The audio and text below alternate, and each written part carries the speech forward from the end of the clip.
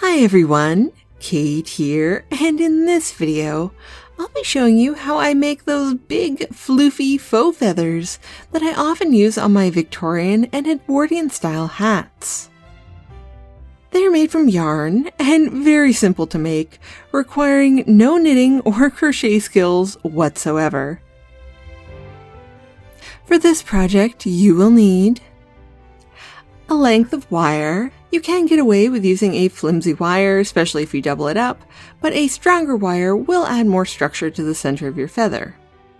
It's best to use a wire that matches the color of your yarn, but if you don't happen to have any, it's okay to use a colored one. It should be pretty much covered up by the time we're done anyway.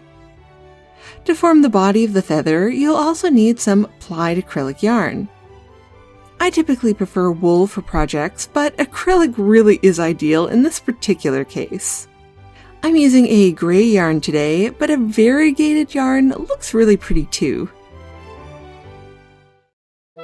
Start by laying out a length of yarn folded in half and twisting it together with some of your wire.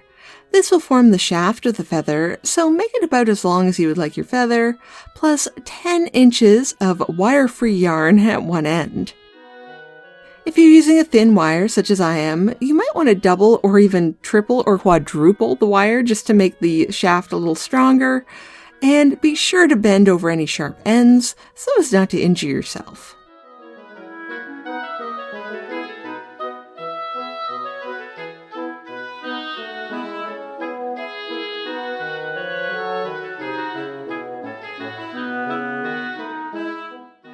Again, be sure to leave the ends of the yarn loose and wire-free for at least 10 inches. If you get it too long, we can always trim it off later. Next, cut your yarn into even lengths of about 10 to 16 inches, depending on how wide you'd like your feather. These don't need to be perfectly even.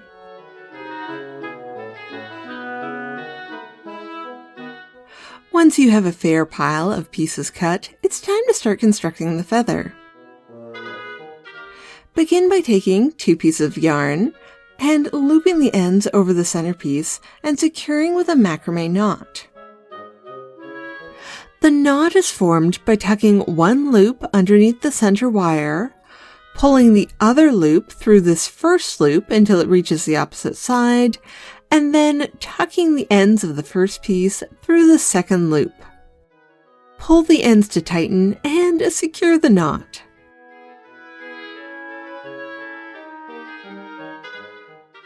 I like to alternate the direction of the first loop, as I find it gives a neater look, but it doesn't matter too much.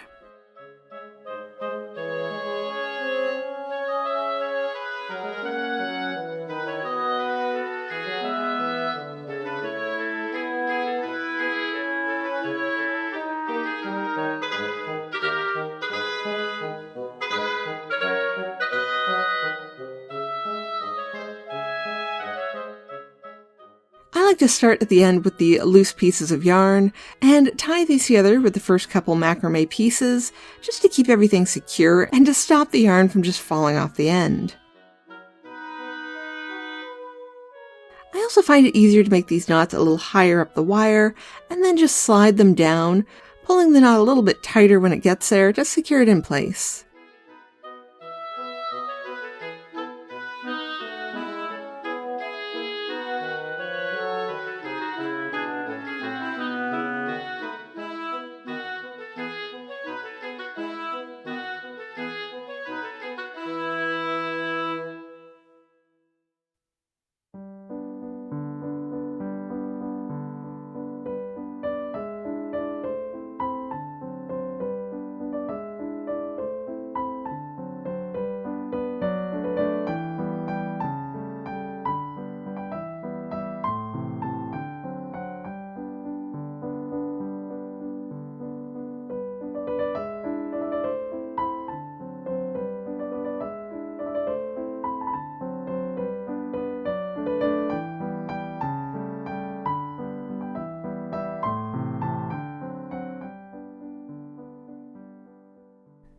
Once you've completely filled the feather, except maybe perhaps an inch or two at the end for a stem, it's time to make it all floofy.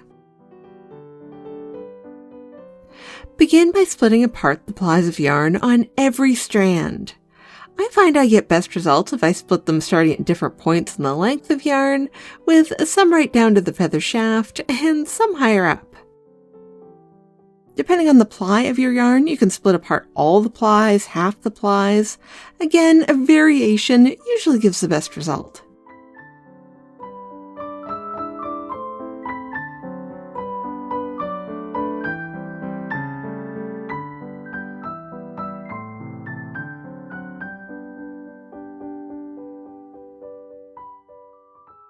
Continue breaking apart the yarn until it looks something like this.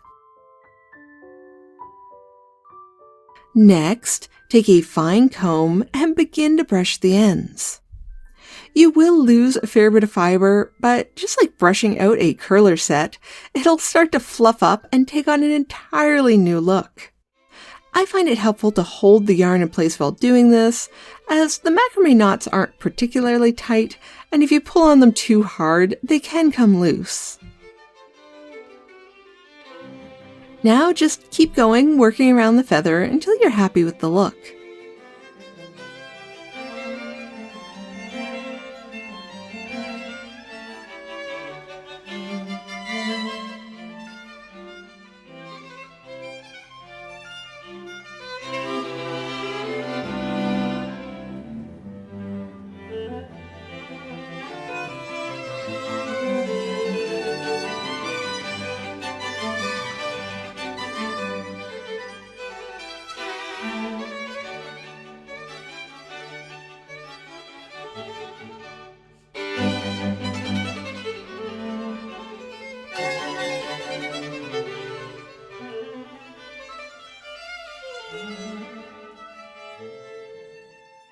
Once it's done, the feather can be attached to your hat of choice. I always prefer to sew my feathers on, as I do with any hat decorations, as it makes them easier to refresh and change the hat later on. These feathers aren't historically accurate per se, but they do give a similar look on a budget, and with no birds harmed in the process. Well, that's it for now. As always, thank you for watching, and I will see you next time. Bye! This video is made possible through the generous support of my Patreons. Thank you, and special thanks to my Bee's Knees Patreon, Stone Gassman.